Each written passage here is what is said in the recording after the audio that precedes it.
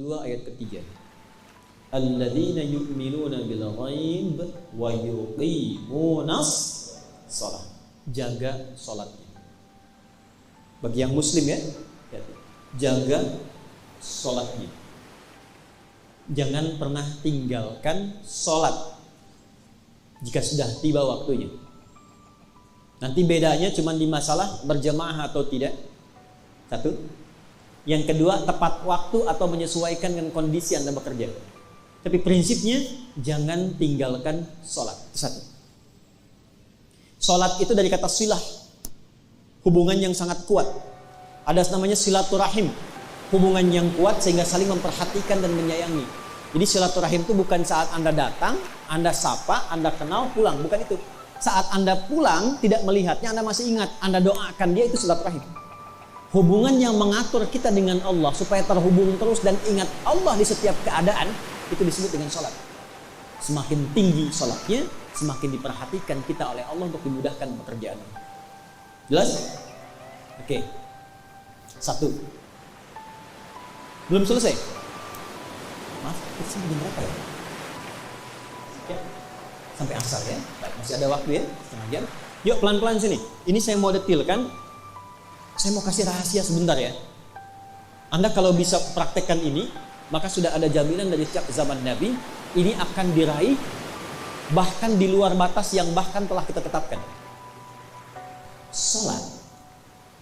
Tolong kita komitmen dulu ya. Maaf, ini rahasia di antara kita ya. Yang dibagi keluar ya. Salat, semua bacaan dan gerakan itu ada artinya. Jadi bukan cuma begini.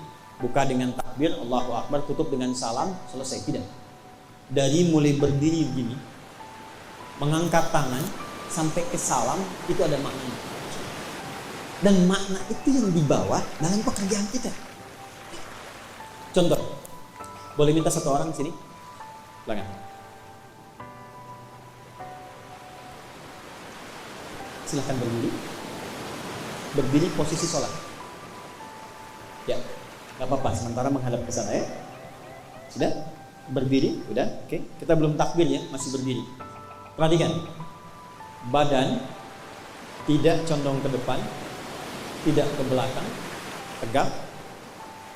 Kaki tidak terlampau lebar, tidak juga terlalu rapat. Coba rapatkan. Coba lebarkan. Coba sejajarkan dengan bahu. Nah, segini. Sejajar dengan bahu.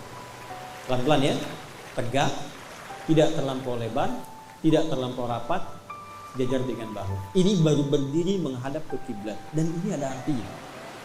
Dari berdiri ini, seorang Abdurrahman bin Auf diajarkan oleh Nabi sampai dalam waktu 3 tahun, dari modal 0 beliau jadi orang paling kaya yang pernah berkehidupan di Madinah.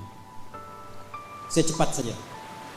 Tegak ini maksudnya apa? Saya kisahkan sebentar ya, supaya kita bisa paham dengan baik. Silahkan, izin dulu sebentar, duduk dulu.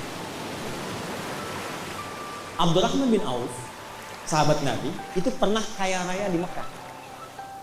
Masuk Islam, ada ujian, diambil kekayaannya, dirampas oleh masyarakat yang belum kenal Islam pada saat itu. Lalu dikatakan pada beliau, silahkan ikut hijrah dengan Muhammad ke Madinah.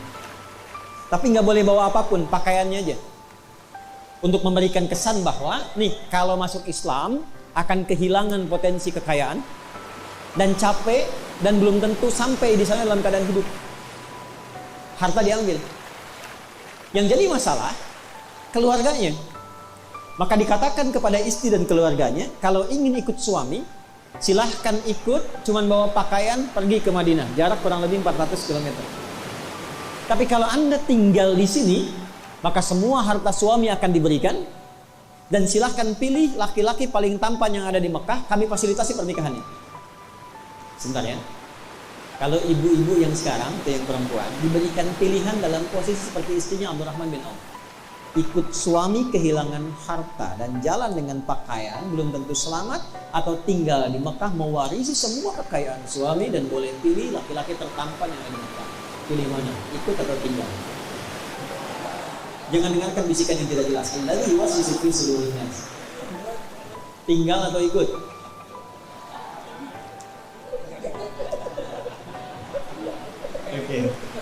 Maaf ya, ternyata beliau memilih tinggal di Mekah. Tidak ikut. Maka apa yang terjadi? Abdurrahman bin Auf berangkat, ketiba di Yathrib di Madinah, disambut oleh orang paling kaya di Madinah. Itulah Ansar. Jadi Ansar itu maksudnya menolong sesuai dengan batas kemampuan, sesuai dengan sifat yang ditolong. Jadi kalau dia haus disambut oleh orang yang bawa minuman, dia lapar disambut oleh orang bawa makanan. Ini orang pernah kaya, jatuh fakir, maka disambut oleh orang paling kaya lagi di Madinah. Karena diduga khawatir jatuh fakir, kehilangan kebiasaannya, lantas ada stres dalam dirinya. Ya, kan rumusnya begitu kan di fisika? F1 sama dengan F2 kan? Gaya gerak sama dengan gaya dorong. Apa yang masuk itu yang keluar kan? Ya, kalau yang masuk bagus, selerinya bagus, cukup, mobilnya enak, keluarnya kan gaya. Ya kan? Kalau masih kurang, keluarnya nunduk, tawadu, kemudian sedekah gitu kan? Ya kan? Tapi kalau semakin tinggi, gayanya tinggi, persamaannya kan hukum Pascalnya F berbanding lurus dengan P kan? Ya kan? Gaya berbanding lurus dengan tekanan kan? Ya kan? Semakin banyak gaya semakin tertekan kan? Ya. Nah, ini khawatir kan? Kekayaan yang tinggi, gayanya tinggi, jatuh fakir, gaya belum hilang. Maka apa kata orang kaya ini? Akhil karim, khudnis tanari. Saudaraku, saya pernah dengar sami'tu annaka kunta ghaniyan. Saya pernah dengar Anda pernah kaya. Kalau ingin kaya lagi, ambil setengah harta saya. Saya dengar Anda ditinggalkan oleh istri dan keluargamu. Kalau ingin menikah lagi, silahkan pilih perempuan paling cantik di Madinah. Walaupun itu bagian dari keluargaku, aku fasilitasi. Gantian ya. Kalau Anda dalam posisi itu, mau kaya, ambil setengah hartanya. Dan pilih perempuan paling cantik walaupun bagian dari keluarganya, nikah difasilitasi. Saya tanya, Anda terima atau tidak ditolak sama sekali? Saya tawarin ditolak percuma Bu, saya tahu pilihannya itu. Nih, apa kaitan dengan praktik tadi? Perhatikan kalimatnya. Jazakallahu khaira. Bahasa kita terima kasih semoga Allah berikan pahala. Arini ainal aswaq. Cukup tunjukkan kepadaku di mana pusat bisnisnya, di mana pasarnya. Karena beliau diajarkan oleh Nabi setahun sebelum hijrah. Kalau engkau masih mampu berdiri menegakkan dirimu, jangan gantungkan hidup kepada orang lain. Optimalkan kemampuanmu. Pakai ilmumu. Tawakal kepada Allah. Nih gabungan dari tiga itu. Tegakkan diri kita. Optimalkan tenaga kita. Pakai ilmumu. Tawakal kepada Allah. Maka mulai jadi penyalur kambing. Berangkat. Disalurkan. Modalnya dikembangkan lagi. Setahun punya 10.000 kambing. 2 tahun makin kaya. Tahun ketiga jadi orang paling kaya yang berbisnis di Madinah Al-Munawwarah. Dari berdiri. Kalau sudah berdiri, begini tegak, jangan terlampau rapat. Kalau sudah mandiri, sudah bagus, sudah sukses, jangan eksklusif. Bergaul dengan teman yang selevel saja, lupa dengan teman-teman yang mengangkatnya. Lihat teman-teman di divisi Anda sebelumnya, barangkali dia perlu dibantu, barangkali dia perlu dikatrol, barangkali dia perlu dibimbing. Tapi juga jangan terlalu royal. Ya, baru dapat dengar promosi jabatan belum diangkat sudah sebar kartu nama. Ternyata besoknya tertukar. Nih, tegak. Ini belum takbir. Maka tolong jaga salat.